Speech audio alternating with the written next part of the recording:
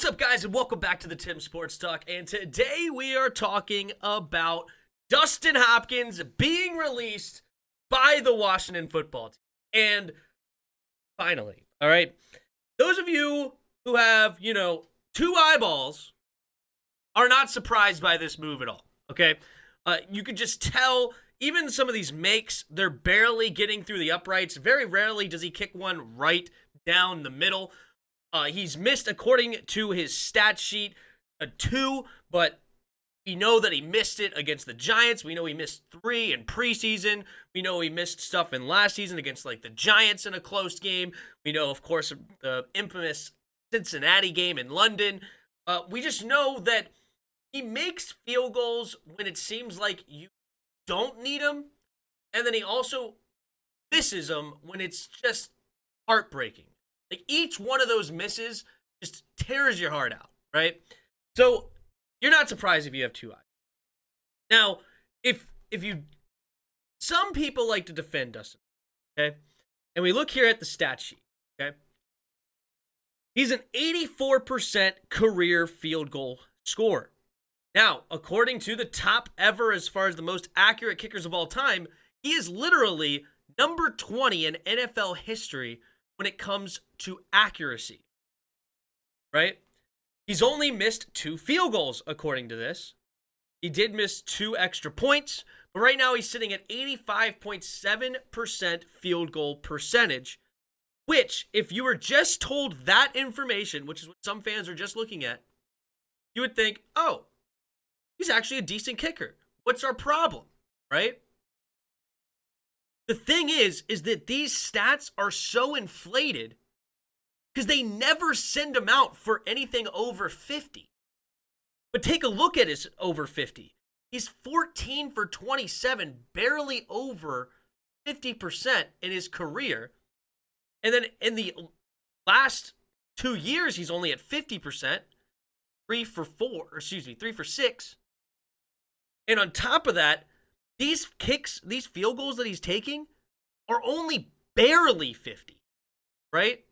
Like, if you compared him to somebody like Brandon McManus from Denver, McManus only has an 82% field goal percentage all time, but he also is sent out for consistently 58 yards, 60, 61, 62. He's been sent out for a 63-yard field goal. And the longest he's ever made is 58. But they send him out there on these crazy long field goals, and it hurts his overall percentage for an 82%. But if you just compare inside the 50, Brandon McManus is the more accurate kicker at 91% compared to 88% from Hopkins. So that is something that you have to pay attention to. You just look at stats. The stats don't tell the whole story. You can tell any story with the stats. And that's why I'm saying, with you have 2 eyeballs and you watch the games, you know that Dustin Hopkins has been hurting. Now, he's not our only problem, and he's not even our biggest problem. We could survive Dustin Hopkins if our defense was that top 5 defense that we were expecting them. But they're dead last, right? So I don't put everything on Dustin Hopkins. But why I like this move is it's holding players accountable. You are not performing, we're scared to send you out for 53-yard field goals. We had a 4th and 10 against the Saints, and we didn't even send them out there for a 53-yard field goal attempt on 4th and 10 in a close game. We don't trust you. We can't trust you. We can't send you out there. But what did we do against the Chiefs? In a 3-point game when we're up by 3, trying to extend our lead, we send him out there for a 42-yard field goal, goes out there and misses it. And it's heartbreaking because after that, of course, then the Chiefs come down and score. And instead of us only being down by 1 in that scenario, we're then down by 4. So now we're pressing and we just can't ever get back into the game, and they go 21 unanswered.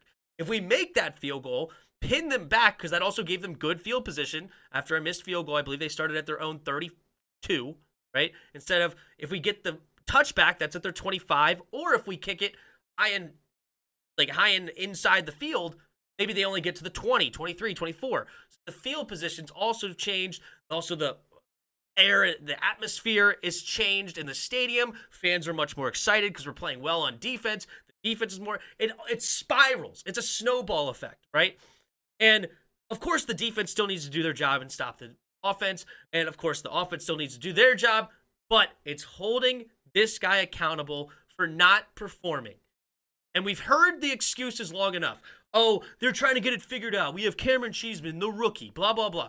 I went back and I made a video. You can watch it a few weeks ago. I went back and looked at the timing, looked at the holds, looked at where the laces were and everything.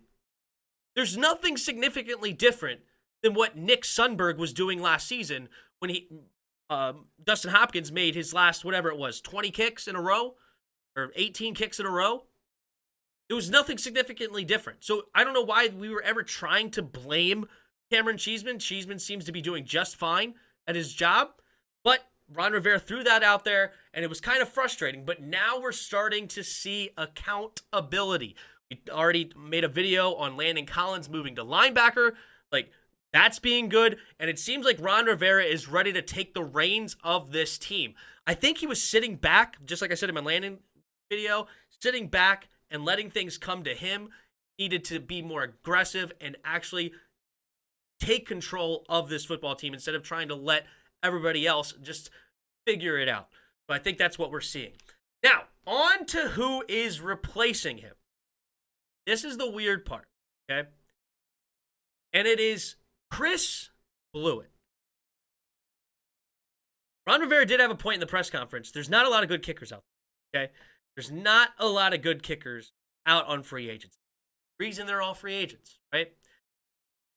And I don't know why Chris Blewett is the guy that we have decided to bring in. I'm sure there's got to be somebody better than Chris. I'm sure there has to be. Because Chris Blewett's never kicked in the NFL. He was a senior in college in 2016. It is 2021, and he has never had a single kick in the NFL. I don't know why this is the guy we're bringing in, but okay, let's take a look. And also, let's look at the stats of this.